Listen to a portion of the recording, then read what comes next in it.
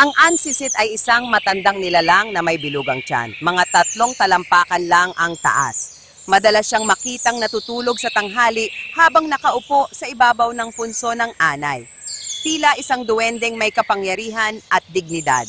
Ngunit pagsapit ng dapit hapon, nagigising siya upang maglibot at bantayan ang kanyang teritoryo. Pinaniniwalaan niyang siya ang tunay na may-ari ng lupaing nakapaligid sa kanyang punso, kaya't labis ang kanyang pag-iingat sa mga tao, lalo na sa mga magsasaka, na maaaring makasira ng kanyang tahanan. Hindi siya likas na masama, ngunit kilala siyang mapagtanim ng galit. Kapag may taong nagwalis o hindi sinasadyang nakatapon ng alikabok sa kanyang mata, isang tanda ng kawalan ng respeto, hindi siya mananahimik.